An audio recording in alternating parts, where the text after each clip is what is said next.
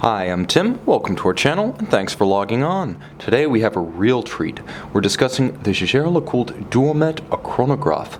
42.5 millimeters in platinum 950. You can see this extraordinary dual-wing, dual-power reserve Foutriant chronograph and purchase it on our website.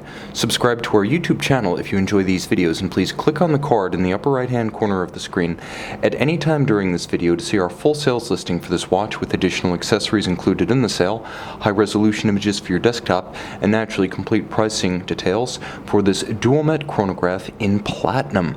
Now, this watch debuted in 2007, and initially the yellow gold limited edition was the watch that got all the headlines, primarily because the platinum version was so rare and so expensive that it was scarcely seen outside of boutique environs.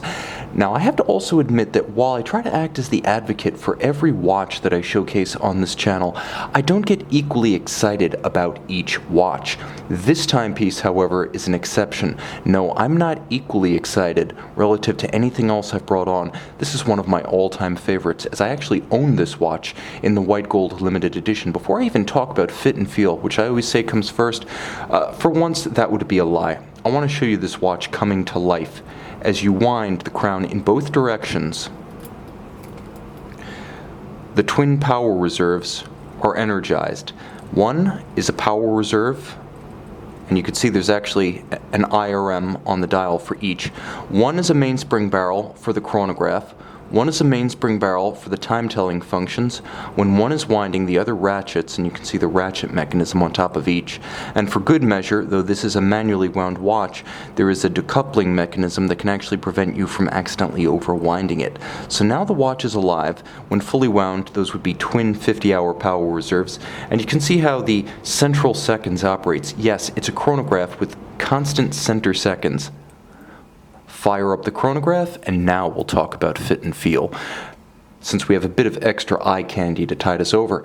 Now, the watch is 42.5 millimeters across the round of the case, not including the crown or the mono pusher trigger at 2 o'clock. It's a large timepiece for a manual wind. It has almost a pocket watch sort of aspect ratio about it in terms of breadth to thickness, and that's no accident. We'll talk about that in a moment. So 42.5 across the round of the case. In terms of thickness, the watch is 13.8 millimeters, which means, though it's not ultra-thin by any means, with a sloped conical bezel and a domed sapphire, it will slip underneath dress cuffs. And from lug to lug across the wrist, it's full-size, not oversized, at 50.3 millimeters. Now, this timepiece, I have to admit, I would pick over virtually any haute de gamme chronograph from the likes of Vacheron, Audemars Piguet, Patek Philippe, and even A. Lange und Söhne. And the watch does have more than a passing shade of family resemblance to Lange timepieces, which I think is more coincidence than anything else. You can see that the watch features broad, soldered-on lugs. That is, the lugs are crafted separately from the case, and then they're actually welded on with special attention paid to the joint to remove all evidence of the weld. It's an expensive way to make a case, but it suits the sense of occasion that this watch has about it. The strap is generously bolstered down the center, semi-gloss alligator leather, large rectangular scales, folded edge, monotone stitch on the underside, a supple calfskin. This is a brand new strap, as you can see. The watch has a full gray gold deployant clasp. That is, it's gray gold. Not so much traditional white gold, which needs to be nickel or rhodium plated. This is actually a homogeneous material that's the same white metal all the way through, even if you scratch or scuff it. Now, some may say you should have a platinum clasp on a platinum watch, and I would actually agree. My white gold model has this same clasp. On the other hand, the white gold is sturdier for use in a deployant that has small folding members like this. And I should also take note, JLC doesn't really do this anymore, as recent editions of the Duometre have come with pin buckles as opposed to the full deployant clasps of the earlier models. So this is actually as good as it gets on a Duometre chronograph in any metal. Now, you can also see the watch features a handsome double finish, not just on the polished flanks and tops of the lugs, which are incredibly handsome and striking, but on the longitudinal satin or grain finish of the case band. You'll note that there is a contrast between the lip of the case back, the lip of the bezel, and the case band in terms of finishing surface, and you also note just how generous those steps are between lug and case.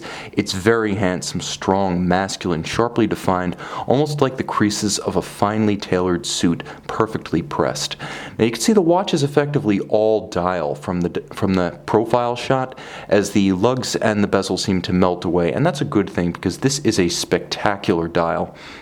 One point of clarification, if this is rare, there was a utterly scarce boutique edition of the Platinum watch.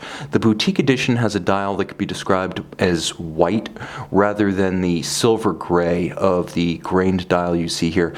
The boutique edition is unmistakably white. You would not mistake one for the other in person. This is not the boutique edition. I actually like this one better because the dark coloration of that almost pebble textured dial suits the watch better. It has a little bit more of a gravitas and a presence. The white is maybe too dainty.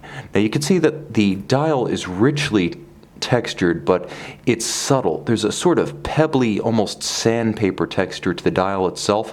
If you can imagine one of Rolex's platinum dials, like on a Yachtmaster, it's very much like that, though this is not platinum, but it is beautifully executed.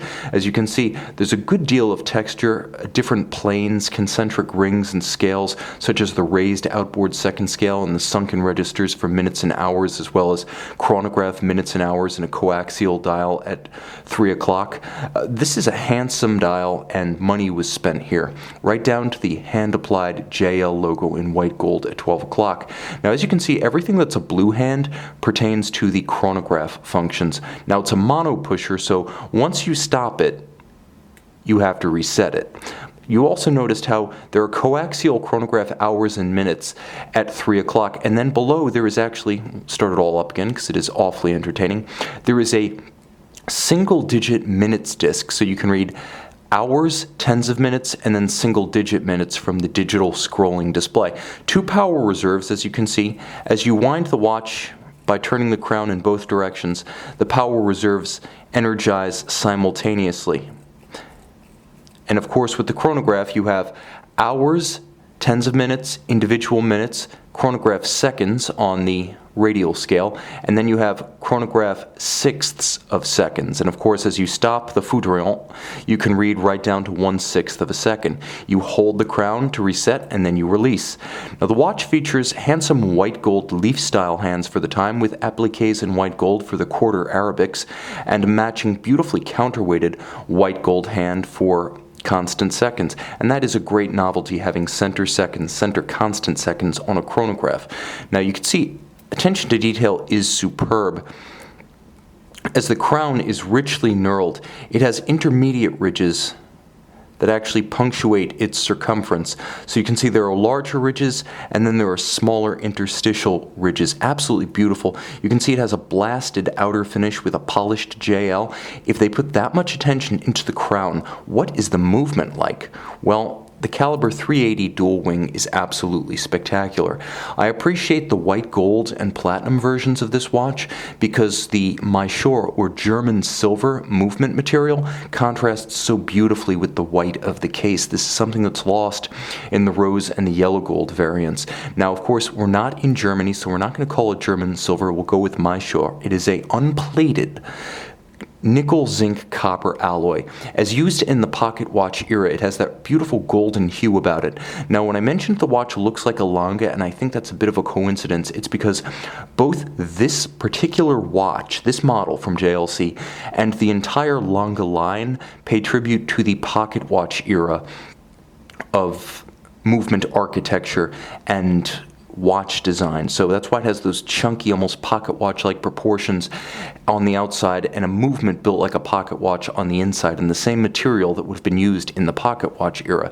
Now, the other thing that bears mentioning is that the watch is designed specifically to emulate a dual power reserve, dual drivetrain, minute-repeating chronometer that's in the JLC Heritage Gallery, the company museum.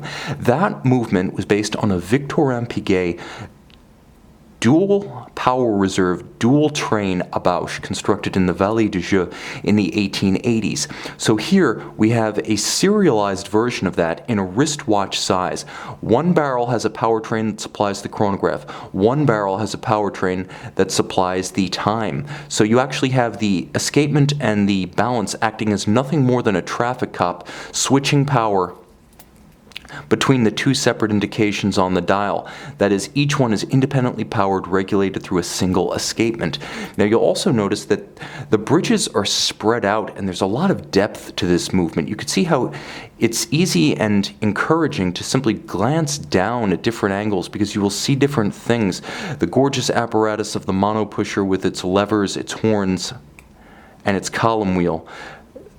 The beautiful 3 Hertz free-sprung balance, which is a huge balance, by the way, with an enormous moment of inertia.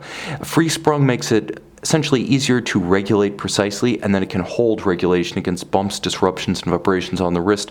You can see the beautiful blued screws, heat oxidized and fired in a kiln, not dyed to achieve that color. And there's a radiant Côte de Soleil that emulates out from the single regulating organ splayed across all the bridges. You'll also note that for those screws used for adjustment of the mechanism, black polished heads rather than blued caps are used. Absolutely beautiful. Over 300 parts, actually about 380, 390 parts, pivoting on 49 jewels. You can also see this is the highest standard of JLC finish. Everything from the mirrored edge to every bridge, the gorgeous hand-laid anglage, to the unique Côte de Soleil, the blued screws, and the finishing of the polished screws. This is as good as it gets. And because the Duometre is a flagship complication, you get the highest standard of execution in terms of engineering, aesthetic design, and finally, movement finish. A watch that simply exhausts superlatives. You can see and you can own this platinum Duometre chronograph on our website.